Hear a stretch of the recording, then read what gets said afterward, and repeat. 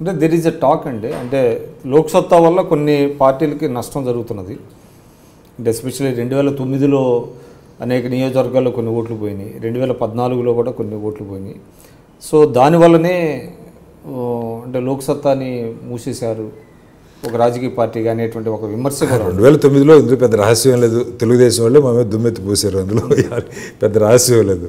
అయితే అప్పుడు కూడా మేము చెప్పింది ఒకటే, ఒక రాజకీయ వేదిక, ఒక ప్లాట్ఫామ్ నిర్మాణం, ప్రజలు మేము ఎప్పుడు బ్యాంక్ డిపాజిట్గా మేమే కాదు ఎవరు భావించడం తప్పు ఎవరు భావించకూడదు.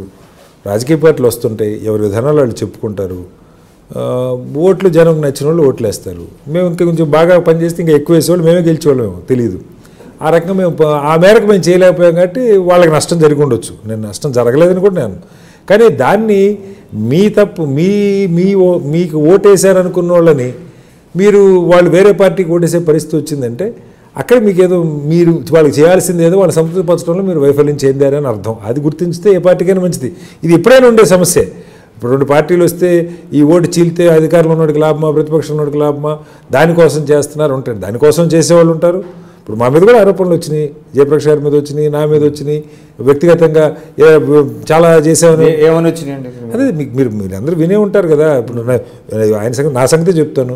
నేను కాంగ్రెస్ వాళ్ళ దగ్గర డబ్బులు తీసుకొని తెలుగుదేశం బలంగా ఉన్న దగ్గర పనిచేసాను వార్తలు వచ్చినాయి.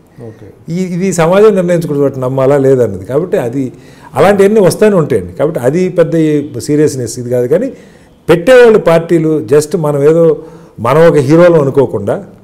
కానీ ఒకటైతే చెప్పండి, అంటే వాస్తవానికి 2009లో కానివ్వండి 2014లో కానివ్వండి, అంటే ఎన్నికల సమయంలో కొన్ని అవుట్ఫిట్స్ పుట్టుకురావటం, ఆయా కులాల వారీగా కానివ్వండి లేకపోతే ప్రాంతాల మద్దతు కూడగట్టి కొన్ని బేరసారాలు సాగించేటువంటి పరిస్థితులు కూడా కొన్ని ఉన్నాయి కదా. ఉంటాయి, డెఫినెట్గా ఉంటాయి.